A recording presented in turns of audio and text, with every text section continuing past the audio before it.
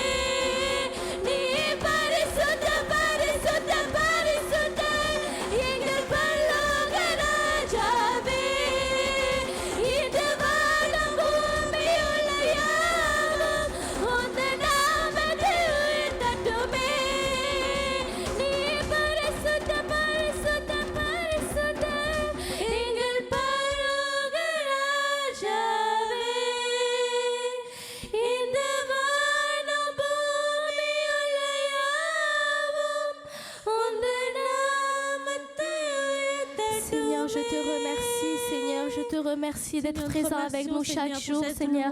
Je te remercie pour tout ce que tu fais, Seigneur, de jour en jour, Seigneur. Je te remercie pour tout, Seigneur. Que ta volonté soit faite sur le ciel comme sur la terre, Seigneur. Je te dis merci, Seigneur. Au nom de Jésus-Christ. Amen. அல்லேலூயா. Alléluia. மீண்டும் ஒரு விசை வாலிப பிள்ளைகள் மத்தியில் அவருடைய வார்த்தையை ஆண்டவருடைய வார்த்தையை சொல்லும்படி ஆண்டவர் தந்த இந்த தருணத்துக்கு நான் ஆண்டவருக்கு நன்றி சொல்கிறேன். Je remercie pour cette occasion de partager ce message pour vous les jeunes. வாலிப பிள்ளைகள் எல்லாம் உற்சாகமாக இருக்கிறீங்களா? Est-ce que les jeunes vous êtes motivés aujourd'hui? ஆவியானவரே என்னை நிரப்புங்க என்று சொல்லி நீங்கள் கேட்டீர்கள். Vous avez demandé de vous remplir par le Saint-Esprit. அப்போ அந்த ஆவியானவர் வரும் பொழுது எங்களுக்குள்ள ஒரு புது பலன் வரும். Quand le Saint-Esprit descend en vous, une nouvelle force va ஒரு jaillir. புதிய சந்தோஷம் மகிழ்ச்சி எங்களுக்குள்ள வரும். Une nouvelle joie va jaillir en vous. ஆகவே வாலிப பிள்ளைகளை இன்றைக்கு மீண்டும் ஒரு விசை உங்களை இயேசுவின் நாமத்தில் நான் வாழ்த்துகிறேன். Encore une fois, je vous accueille au nom de Jésus-Christ. நல்லது. இன்றைக்கு ஒரு வேத வசனத்தை நாங்கள் போன முறை விட்டதை அதை அப்படியாக மீண்டுமாய் நாங்கள் பார்க்க போகிறோம். On va suivre ce qu'on a fait la dernière fois, on va suivre un petit verset. 1 கொரிந்தியர் 10ஆம் அதிகாரம் 12வது வசனத்திலிருந்தே நாங்கள் மீண்டுமாய் இன்றைக்கு ஆண்டவருடைய வார்த்தையை பார்க்க போகிறோம். 1 Corinthiens 12 10, 12. எடுத்து வாசிக்க கேட்போம். தயவு செய்து எனக்காக உதவி செய்யுங்க. தமிழில் ஒருத்தர் வாசிங்க, பிற்பாடு அவங்க பிரெஞ்சில் வாசிக்கிறார்கள். 1 கொரிந்தியர் 10ஆம் அதிகாரம் 12வது வசனத்தை வாசிக்கிறார்கள். தயவு செய்து அந்த வசனத்தை எடுத்து நாங்கள் வாசிக்க கேட்போம். என்ன இது? வாசிக்க கேட்போமா? இப்படி இருக்க தன்னை நிற்கிறேன் என்று சொல்லுகிறவன் விழாதபடிக்கு அவன் எச்சரிக்கையாக இருக்க வேண்டும் என்று சொல்லி ஆண்டவருடைய வசனம் சொல்லுகிறது. பிரெஞ்சில் வாசிக்க கேட்போம். Ainsi donc, que celui qui croit être debout fasse attention à ne pas tomber. ஆகவே அன்பான தேவனுடைய பிள்ளைகளே, கடந்த முறை இதைத்தான் நாங்கள் பார்த்தோம். நிற்கிறேன் என்று சொல்லிட்டு நாங்கள் விழாதபடிக்கு எச்சரிக்கையாக இருக்கணும் என்று ஆண்டவருடைய வசனம் சொல்லுகிறது. Mes chers frères et sœurs, nous l'avons vu la dernière fois. Le verset nous dit que celui qui croit être debout, il ne doit pas tomber. ஆகவே அன்பான வாலிப பிள்ளைகளே, எங்கள் வாழ்க்கையில அநேக போராட்டங்கள் வரும். Mes chers frères et sœurs, il va vous arriver beaucoup d'épreuves. ஆனால் அந்த நேரத்தில் ஆண்டவருடைய கிருபையை நாங்கள் சார்ந்து கொள்ள வேண்டும். Vous devez vous agripper à la force du Seigneur. தேவனை நாங்கள் அண்டிக் கொள்ள வேண்டும். Vous devez vous accrocher au Seigneur. அப்பொழுது தேவன் எங்களை அவர் வழி நடத்துவார். Et il vous montrera la voie à suivre. இந்த செய்தியில நாங்கள் கடந்த முறை அநேக காரியங்களை நாங்கள் விளக்கங்களை பார்த்தோம். Nous avons vu beaucoup d'explications vis-à-vis de cela. ஆகவே இன்றைக்கு இன்னொரு காரியத்தை நாங்கள் பார்க்க போகிறோம். Aujourd'hui, nous allons voir autre chose. இந்த பைபிள்ல நாங்கள் பார்க்கிறோம், அநேக வாலிபர்களை குறித்து வேதத்தில் எழுதியிருக்கிறது. On voit dans la Bible, il y a beaucoup d'exemples pour les jeunes. அவங்க அநேக காரியங்களில் விழுந்து போனதை பார்க்கிறோம். On voit qu'ils sont tombés. மீண்டுமாய் கர்த்தர் அவங்களை எப்படியா தூக்கினார் என்று நாங்கள் பார்க்கிறோம். Nous voyons aussi comment Dieu les a relevés. ஆகவே இன்றைக்கு எங்கள் வாழ்க்கையிலே கர்த்தர் அப்படியான காரியங்களை செய்ய போகிறார். Dieu va faire de grandes choses dans votre vie. நீங்கள் எடுத்து சங்கீத புஸ்தகத்தில் 145வது சங்கீதத்தை எடுத்துக்கொள்வோம். 145வது சங்கீதத்தில் 14வது வசனத்தை வாசிக்க போகிறோம். 145 Psalm 45 Psaume 14. Merci.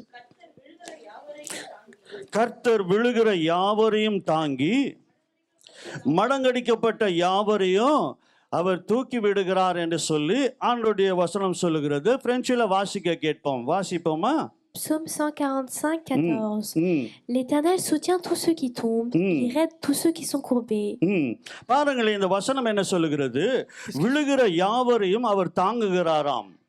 On voit qu'il soutient tous ceux qui vont tomber. மடங்கடிக்கப்பட்டவர்கள், அவங்கள மறக்கப்பட்டவர்கள் யாவரையும் ஆண்டவர் தூக்கி விடுகிறார் என்று வசனம் சொல்லுகிறது. On voit que tous ceux qui ont le dos courbé, il les redresse. ஆகவே வாலிப பிள்ளைகளே, Chers frères et sœurs, நாங்கள் அதுதான் கொரிந்தியர்ல பார்த்தோம். c'est ce que nous avons vu dans 1 Corinthiens. நிற்கிறேன் என்று சொல்லுகிறேன், விழாதபடிக்கு நீ எச்சரிக்கையா இருக்க வேண்டும். Fais attention à ne pas tomber. ஆனாலும் கூட நாங்கள் ஆண்டவருடைய வார்த்தையின்படி நாங்கள் தொடர்ந்து வாழ்கிறோமா? Est-ce que vous vivez selon la parole de Dieu? அநேக முறை நாங்கள் தவறி விடுகிறோம். Il y a quelques fois vous pouvez tomber. அநேக முறை நாங்கள் விழுந்து போகிறோம். vous tombez par terre. நாங்கள் எழுந்திருக்க முடியாத சில சூழ்நிலைகள் வந்து விடுகிறது. Il y a des épreuves, vous ne pouvez pas tenir debout. அந்த மாதிரி சூழ்நிலை வரும் பொழுது எங்கள் வாழ்க்கையில ஒரு சோர்வுகள் வரும்.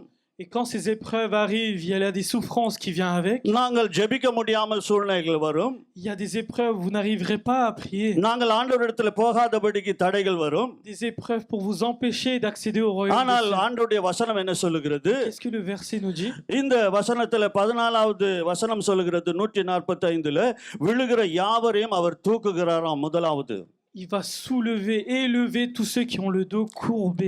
அடுத்ததாக அவர் தூக்கி அப்படியாக விட்டு போகிறவர் அல்ல. அவர் பாருங்களேன், மீண்டுமாய் விழுகிறவனை தாங்கிட்டு அவனை வந்து தூக்கி எடுக்கிறார் என்று அந்த வசனம் சொல்லுகிறது. தூக்கி எடுக்கிறார். Il ne redresse pas tout simplement, il les soulève, il les élève. ஆகவே அன்பான பிள்ளைகளே, நீங்கள் இன்றைக்கு எந்தெந்த காரியங்களிலே நீங்கள் அப்படியாக ஆண்டவரை விட்டு நீங்கள் வழி விலகி போயிருக்கிறீங்க என்று சொல்லி நீங்கள் ஆராய்ந்து பார்க்க வேண்டும். Je vous invite à vous analyser pour voir si vos sentiers sont égarés. ஆனால் இந்த வசனம் சொல்கிறது விழுகிறவனை எல்லாம் நான் வந்து தூக்கி விடுவேன் என்று சொல்லி. அப்படி என்று சொன்னால் நாங்கள் விழுந்து கொண்டே இருக்கணும் என்று பைபிள் சொல்லுதா? Dans la Bible, il est écrit qu'il redressera, qu'il aidera celui qui tombe. Mais est-ce que ça nous invite à tomber? இல்ல அப்படி சொல்லல. Il n'est pas indiqué ainsi. உன் வாழ்க்கையில சூழ்நிலைகளிலே நீ விழுந்து போகும் பொழுது, quand vous tombez à travers les souffrances, நீ ஆண்டவரை விட்டு நீ பின்மாற்றமாய் போகும் பொழுது, quand vous reculez suite à des difficultés, தேவனுடைய வழியை விட்டு நீ விலகி போகும் பொழுது, quand vous vous égarez du chemin de Dieu, ஆண்டவருடைய வசனம் உன்னோடு பேசும். la parole va parler avec vous. அதுதான் அந்த வசனம் சொல்லுகிறது. நான் விழும்பொழுது உன்னை நான் தாங்கிக் கொள்வேன் என்று சொல்லி ஆண்டவருடைய வசனம் சொல்லுகிறது. On voit qu'il est écrit que quand vous tomberez, il vous soulèvera, il vous soutiendra. ஒருவேளை நீங்க எண்ணி இருக்கலாம், இவங்க எல்லாம் என்னை பார்த்து கொள்வாங்க, என் தாய் தகப்பன் என்னுடைய காரியங்கள் அவங்க நான் அந்த மாதிரி சூழ்நிலையில தாங்குவார்கள் என்று சொல்லி. Vous pouvez vous dire, vos parents peuvent vous soutenir, d'autres personnes peuvent vous soutenir, peuvent vous dire cela. ஆனால் அவர்கள் தொடர்ந்து அவர்களை அந்த மாதிரி காரியங்களில் நடத்த முடியாது யாராலும். Mais sachez qu'ils ne peuvent pas toujours le faire.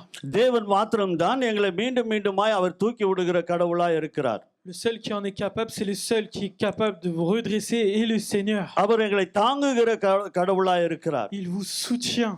ஆகவே அந்த ஆண்டவரிடத்தில் இன்றைக்கு நாங்கள் மீண்டும் ஒரு விசை வாலிப பிள்ளைகளை ஒப்பு கொடுக்கணும் என்று இந்த வசனம் சொல்லுகிறது. On va prendre un autre verset. Je vous invite à méditer cette parole et à vous concentrer dessus. அப்படி என்று சொன்னால் இன்றைக்கு இந்த வேதத்தில் ஒரு வசனத்தை நாங்கள் பார்க்க போகிறோம். ஒரு தகப்பனுக்கு 2 பிள்ளைகள் இருந்தார்கள் என்று வேதம் சொல்லுகிறது. On va voir un verset. On voit qu'il y avait un père avec 2 enfants. அந்த குடும்பத்தில் அந்த 2 பிள்ளைகள் இருந்தாங்க, ஒரு பெரியவன் ஒரு சின்னவன் என்று சொல்லி. On voit qu'il y avait un aîné et son petit frère. அவங்க வாழ்க்கையில என்ன நடந்தது? Qu'est-ce qui s'est passé dans leur vie? அந்த தகப்பன் அந்த பிள்ளைகளிடத்துல என்ன சொன்னார்? Qu'est-ce que ce père dit à leurs enfants? அந்த பிள்ளைகள் என்ன செய்தது? Qu'est-ce que ces enfants ont fait? அதை செய்யாமல் போகும் பொழுது அவங்க வாழ்க்கையில என்ன நடக்கிறது? Qu'est-ce qui se passe quand ils n'écoutent pas ce que le parent இதை dit? கேட்கிற வாலிப பிள்ளைகளே, Mes chers frères et sœurs qui écoutent, நீங்க கூட உங்க வாழ்க்கையில தாய் தகப்பன் சொன்ன அந்த காரியங்களுக்கு நீங்க கீழ்ப்படிந்து நடக்கிறீங்களா? est-ce que vous écoutez ce que vos parents vous disent? இல்ல அதுக்கு எதிராக நீங்க செயல்படுகிறீர்களா? Ou est-ce que vous êtes contre vos parents? இந்த பைபிள்ல எல்லா காரியங்களும் ஒரு மனிதனுக்கு வேண்டிய எல்லா காரியங்களும் எழுதி வைத்திருக்கிறதை பார்க்க முடியும். On voit que dans la parole tout est écrit. சரி, இப்பொழுது நான் சொன்ன அந்த காரியத்தை மத்தேயு 21வது அதிகாரத்துக்கு நாங்கள் எடுத்துக்கொள்வோம். மத்தேயுவின் புஸ்தகம் 21வது அதிகாரத்துல 28வது வசனத்தை வாசிக்கிறார்கள். நாங்கள் வாசிக்க கேட்போம். மத்தேயு 21:28 வசனத்தை வாசிக்கிறார்கள். வாசிங்க. உங்களுக்கு எப்படி தோன்றுகிறது? 2 பிள்ளைகள் இருந்தார்கள். அவன் வந்து பாருங்களேன், இங்கே மூத்தவனிடத்துல இந்த தகப்பன் என்ன சொல்றாரு? என் மகனே, நீ போய் இன்றைக்கு என் திராட்சை தோட்டத்தில் நீ வேலை செய் என்று சொல்லி அந்த இடத்துல தகப்பன் தன் பிள்ளை இடத்துல ஒரு காரியத்தை சொல்லுகிறதை பார்க்கிறோம். Je vous invite à lire en français. பிரெஞ்சில் வாசிங்க. Qu'en pensez-vous? Un homme avait 2 fils et s'adressa au premier et lui dit: Mon enfant va travailler aujourd'hui dans ma vigne. Il répondit: Je ne veux pas, mais plus tard. Il montra du regret et y alla. சரி, அவங்க வந்து 2வது வசனத்தை வாசித்தாங்க. நான் முதலாவது சொன்னேன். முதலாவது அந்த தகப்பன் தன் பிள்ளை இடத்துல ஒரு காரியத்தை சொல்றாரு. On voit que première étape, le père dit quelque chose à l'enfant. ஆனால் இன்றைக்கு உங்கள் வாழ்க்கையில கூட தாய் தகப்பன் சொல்ற காரியங்களை நீங்கள் கேட்கிறீங்களா? முதலாவது Déjà, pour première chose, est-ce que vous écoutez vos parents? அந்த வார்த்தைக்கு கீழ்ப்படிறீங்களா? Est-ce que vous écoutez ce qu'ils disent? அந்த வார்த்தையின்படி நீங்க நடக்கிறீங்களா? Est-ce que vous écoutez leurs paroles? பாருங்களேன், இந்த வசனம் சொல்லுது, அந்த அப்பா அந்த மகனிடத்துல ஒரு காரியத்தை சொல்றாரு, இன்றைக்கு இந்த வேலையை நீ போய் செய் என்று சொல்லி. On voit ici que le père demande au fils d'aller travailler dans les vignes. அப்ப அந்த மகன் என்ன பதில் சொன்னான் என்று சொல்லி அந்த அடுத்ததாவது 29வது வசனம் சொல்லுகிறது. தமிழ்ல வாசிங்க. பாருங்களேன், அதற்கு அவன் சொல்றான், நான் ரெஃப்யூஸ் பண்றான், நான் மாட்டேன், போக மாட்டேன், நான் செய்ய மாட்டேன், இப்படி தானே சொல்றீங்க. உங்க வாழ்க்கையில இன்றைக்கு நீங்க ப்ராக்டிக்கலா பார்த்து பாருங்க. ஒரு தாய் தகப்பன் சில காரியங்களை சொல்லும் பொழுது இது செய், இது செய்யாத என்று சொன்னால் நாங்கள் என்ன பதில் சொல்றோம்? இன்றைக்கு நிறைய பிள்ளைகள், ஆஹா அதெல்லாம் நான் என்ன பண்ண மாட்டேன், செய்ய மாட்டேன், அப்படி தானே சொல்றோம். On voit ici que l'enfant répond « je ne le fais pas » et vous, dans plusieurs situations, on répond de cette manière-là « je ne vais pas le faire ». ஆனால் இந்த மகன் என்ன சொல்றான்? முதலாவது அவன் சொல்றான், நான் போக மாட்டேன் என்று சொல்லிட்டு. Qu'est-ce que l'enfant dit? Il répond d'abord « j'y vais pas ». ஆனாலும் என்று சொல்லி அந்த வசனம் சொல்லுது, வாசிங்க. ஆகிலும் பின்பு அவன் என்ன பண்ணானா, மனஸ்தாபப்பட்டானா. அப்படி என்று சொன்னால், இதோ ஐயோ அப்பா ஒன்று சொன்னாரு, அதை நான் ஏற்றுக்கொள்ளலை, அதை நான் செய்யாமல் போனேன், அது நான் தவிர்த்து விட்டேன், ஆகவே அவனுக்குள்ள ஒரு குற்ற உணர்வு வருகிறது. On voit qu'il y a quelque chose, même s'il a dit non, il y a un regret qui se forme dans son cœur. Il dit, ah, mais mon père m'a dit quelque chose, mais je n'ai pas écouté. இப்பொழுது அவன் உள்ளத்துல ஒரு மனம் திரும்புதலை பார்க்க முடிகிறது. On voit qu'il y a un changement de cœur, un changement de voix. அவன் மனஸ்தாபப்பட்டு இப்போ என்ன சொல்றான்? அவன் நான் போவேன் என்று சொல்லுகிறான். Et qu'est-ce qu'il fait? Il y va. அவன் சொல்றான், இப்போ நான் போறேன் என்று சொல்லி அந்த காரியத்தை அந்த இடத்துல நாங்க பார்க்க முடிகிறது. On voit qu'il dit j'y va y aller. On voit cette chose-là. அப்போ ரெண்டு மகன் இருந்தார்கள். மூத்தவன் இப்படியான ஒரு பதில் சொல்லுகிறான். On voit que le grand répond de cette manière. இப்போ சின்ன பையன் என்ன சொல்றான்? பாருங்க, நம்ம வீட்டில் ஒருவேளை இது வாலிப மகனுக்கு மாத்திரமல்ல, வாலிப பிள்ளை, பெண் பிள்ளையா இருக்கட்டும், ஆணா இருக்கட்டும், எல்லாருக்கும் இது பொருந்தும். Ça, c'est une parole pour tout le monde dans votre famille, que ce soit une fille ou un garçon. On va voir ce qu'il dit, le petit. இப்போ இளையவன் என்ன சொல்றான்னு 30வது வசனத்தை வாசிங்க. இப்போ அந்த அப்பா சின்னவன் இடத்துல என்ன சொல்றாரு? இவனையும் அதே போல என்ன சொல்றார்? பாருங்களேன், அந்த தகப்பன் ரெண்டு பேரையும் வித்தியாசமாய் நடத்தல. என்ன பண்றாரு அவரு? அந்த பெற்றோர்கள் பிள்ளைகளை நாங்கள் வித்தியாசம் காட்டக்கூடாது. On voit que le père dit la même chose pour le petit. Il ne fait pas les différences, une différence entre les deux fils. இந்த டிஃபரண்ட் வரும்பொழுது தான் அவங்களுக்குள்ள ஏன் அவனுக்கு அப்படி, ஏன் எனக்கு இப்படி என்று சொல்லி ஒரு கேள்வி வருகிறது. On voit que quand il y a une différence, on va se poser la question pourquoi lui il a ça, pourquoi lui il a ça. ஆனால் பைபிள் என்ன சொல்லுகிறது? Qu'est-ce que la Bible dit? இந்த தகப்பன் அவனுக்கு சொன்ன அதே போல தான் மூத்தவனுக்கு இளையவனிடத்திலேயும் அதே தான் சொல்லுகிறான். La parole nous montre clairement, il y a écrit la même chose pour le petit. ஆனால் அந்த அண்ணன் சொன்னது போல இல்லாமல் இந்த தம்பி ஒரு பதில் சொல்லுகிறான். என்னது? வாசிங்க அது 30வது வசனத்தை. சொன்னான். பாருங்களேன், அவன் துஷ்பித்தாக உடனே அவன் என்ன சொல்றான்? அப்பா சொன்னதுக்கு நான் போறேன் என்று சொல்லுகிறான். On voit qu'il dit directement j'y vais. ஆனால் கீழே இருக்கிற வசனம் என்ன சொல்லுது? சொல்லியும் அவன் போகவில்லை. அப்ப இங்க தயவு செய்து இங்க பாருங்க, இங்க கேளுங்க. Je vous invite à écouter. நீங்கள் தயவு செய்து உங்களிடத்துல தான் பேசுறாரு. Je vous parle. Écoutez-moi. அப்ப பாருங்களேன், அவன் முதலாவது என்ன சொன்னா?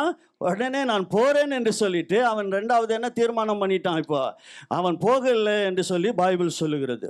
On voit qu'il a dit première chose à l'instruction de son père, il a dit j'y vais.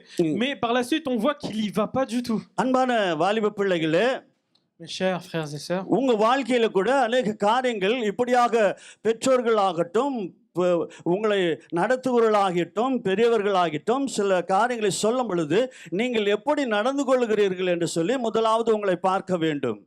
Je vous invite, mes frères et sœurs, quand ce soit vos aînés, vos proches, quelqu'un qui est au-dessus de vous, comment vous réagissez? நாங்கள் இப்ப ஜெபம் பண்றோம், பாடுறோம், ஆண்டவர் ஊழியம் செய்றோம், எல்லாம் நல்லது. ஆனால் கீழ்ப்படிதல் எங்களுக்குள்ளே இருக்கிறதா? Vous priez, vous faites la louange, mais est-ce qu'il y a l'obéissance en vous? கீழ்ப்படிதல் என்று சொன்னால் கடவுளுக்கு நீங்கள் கீழ்ப்படிய வேண்டும் என்று சொன்னால் ஆண்டவர் உங்களுக்கு கொடுத்த தாய் தகப்பன் பெரியோர்களுக்கு நீங்கள் முதலாவது கீழ்ப்படிய வேண்டும் என்று பைபிள் சொல்லுகிறது. La Bible nous explique que ce n'est pas seulement respecter le Seigneur, mais pour cela vous devez respecter vos parents d'abord. அப்படி நீங்க செய்வீர்கள் என்று சொன்னால் அது தேவனுக்கு கீழ்ப்படிகிறதா இருக்கும். Et si vous le faites, vous le respecterez automatiquement. இப்போ இங்க அந்த சின்னவன் சொல்றான் நான் போறேன் என்று சொல்லிட்டு போகல. On voit que le petit nous dit il va y aller, mais il n'est pas y allé. மூத்தவன் வந்து நான் போக மாட்டேன் என்று சொன்னால் ஆனால் அவன் மனஸ்தாபப்பட்டு போயிட்டான். Mais le grand, il a dit j'y vais pas, mais il a eu un regret et finalement il est y allé. சரி, இப்பொழுது இந்த ரெண்டு பேர்ல யார் தகப்பனுடைய சித்தத்தை அப்பாவுடைய பேச்சுக்கு அவன் கீழ்ப்படிந்தான் என்று சொல்லி 31வது வசனத்துல சொல்லுகிறது. அதுக்கு முன்பாக பிரெஞ்சில் 30வது வசனத்தை வாசிங்க. 30 வாசிங்க. 30. Le père s'adressa à l'autre et lui dit la même chose. Ce fils répondit, je veux bien Seigneur, mais il n'y alla pas. பாத்தியா, அவன் வந்து மேம் அதே தான் சொன்னாரு, ஆனால் அவன் போகல என்று சொல்லி பார்க்கிறோம். On voit qu'il est écrit, il a dit la même chose pour l'enfant, il n'est pas y allé. அப்ப தேவ சித்தத்தை நாங்கள் செய்ய வேண்டும் என்று சொன்னால் அந்த வார்த்தைக்கு நாங்கள் கீழ்ப்படிந்து நடக்க வேண்டும் என்று சொல்லி பார்க்கிறோம். Si vous voulez faire la volonté du Seigneur, vous devez écouter sa parole d'abord. சரி, 31வது வசனத்தை வாசிக்கிறாங்க. 31 பாருங்களேன் என்ன சொல்லுது, வாசிங்க. இந்த ரெண்டு பேர்ல எவன் தகப்பனுடைய சித்தத்தின்படி செய்தவன் என்று சொல்லி கேட்டார். பாருங்களேன், ரெண்டு பேர்ல யார் அந்த தகப்பனுடைய சித்தத்தை செய்தார் என்று சொல்லி அந்த இடத்துல கேட்டார் என்று சொல்லுகிறது. பிரெஞ்சில வாசிங்க என்ன சொல்லுகிறது. 31. Lequel des deux a fait la volonté du Père? Ils répondirent le premier. Et Jésus... பாருங்களேன், அதற்கு அந்த பதில் சொல்லுகிறது மூத்தவன் தான் என்று தெளிவாக அங்க சொல்லப்படுகிறது. On voit qu'ils répondirent directement, c'est le premier. ஏன் என்று சொன்னால் அந்த இடத்துல மூத்தவன் முதலாவது இல்லை என்று சொன்னான், ஆனால் அவன் மனஸ்தாபப்பட்டு அந்த வார்த்தைக்கு கீழ்ப்படிந்து அப்படியாக அவன் செய்தான் என்று சொல்லி பார்க்கிறோம். Pourquoi ils disèrent cela? Parce que le premier, certes, il a dit il voulait pas, mais il l'a fait. எங்க வாழ்க்கையில கூட வாலிப பிள்ளைகளே, உங்க வாழ்க்கையில இன்றைக்கு வாழ்கிற காலகட்டத்தில் அநேக பிரச்சனைகள் பாடுகள் உங்கள் வாழ்க்கையில வரும். ஆனால் அதற்கு நாங்கள் ஆண்டவருடைய வார்த்தைக்கு கீழ்ப்படிந்து நாங்கள் ஆண்டவருடைய சித்தத்தை செய்கிறோமா என்று சொல்லி ஆராய்ந்து பார்க்கணும். Dans votre vie, il arrivera beaucoup de difficultés, beaucoup de souffrances, mais je vous invite à analyser si vous faites la parole de Dieu à travers la parole. ஆகவே இன்றைக்கு நாங்கள் ஒரு தீர்மானம் எடுக்கணும். Vous devez prendre une décision. இந்த பிள்ளை அந்த பாருங்களேன், அப்படி செய்யாமல் போனால் அங்க கீழே இருக்கிற அந்த வசனத்தை பார்த்தீங்கன்னாக்கா அந்த காரியங்கள் சொல்லுற. அப்பொழுது இயேசு அவர்களை நோக்கி ஆயக்காரர்களும் வேசிகளும் உனக்கு முன்பாக, பாருங்களேன், அதுதான் நாங்கள் இன்றைக்கு சொல்றோம், இயேசுவை அறிந்து இருக்கிறோம், ரட்சிக்கப்பட்டு இருக்கிறோம், நாங்கள் ஊழியம் செய்கிறோம், எல்லாம் பண்றோம் என்று சொல்லி. ஆனால் கடவுளுடைய வார்த்தையின்படி நாங்கள் நடக்காமல் போனால் ஆண்டவர் என்ன சொல்றாரு, மற்றவர்கள் நாங்கள் பார்த்து கொண்டு இருக்கிறோம், அவங்க உலகத்தாரு கடவுள்கிட்ட வரல, அவங்க இன்றைக்கு பாருங்களேன் ஊரை சுத்தி இன்னும் இருக்கிறாங்க, அது செய்யறாங்க என்று சொல்லி கொண்டு இருக்கலாம். அவர்கள் ஒரு நாள் என்ன பண்ணிடுவாங்களாம், கேட்டு ஆண்டோட வார்த்தையின்படி முதலாவது ஆண்டோடைய ராஜ்யத்தில் போயிடுவாங்களாம். Mes frères et sœurs, vous aussi, vous avez vos difficultés, vous louez, vous priez, c'est très bien, je ne dis pas le contraire. Mais si vous voulez faire la volonté du Seigneur, vous devez suivre cette parole. Si vous ne le faisiez pas, les gens du monde que vous voyez pécher, ils vous dépasseront un jour. ஆகவே இதே பைபிள்ல இன்னொரு தகப்பனுக்கு 2 பிள்ளைகள் இருந்தார்கள் என்று லூக்கா 15வது அதிகாரத்தில் இருக்கிறது. On voit dans cette même Bible, il y a une autre histoire avec un père et ses 2 enfants. அந்த வசனங்களை வீட்ல போய் வாசிங்க. Je vous invite à lire à la maison Luc 12. அங்க என்ன சொல்லுகிறது, அங்க வந்து மாறாக இளையவன் தான் தவறு செய்கிறான் என்று சொல்லி அங்க நாங்கள் பார்க்க முடிகிறது. சின்னவன் தான் தப்பு செய்யறான். On voit que c'est le plus petit qui fait une erreur, qui a simplement dit qu'il va y aller. Mais ஆனால் பெரியவன் வந்து அந்த தகப்பனோடு சொல்ல கேட்டு அவன் அந்த அப்பாவோடு இருந்தான் என்று பைபிள் சொல்லுகிறது. On voit que l'aîné finalement lui a écouté ce que le père a dit. இந்த 2 பேர்ல யார் அப்பாவுடைய சித்தத்தை செய்தார்கள், அப்பாவுக்கு கீழ்ப்படிந்தார்கள் என்று சொன்னால் இந்த சின்னவன் தான் என்று லூக்கா 15ல சொல்லுகிறது.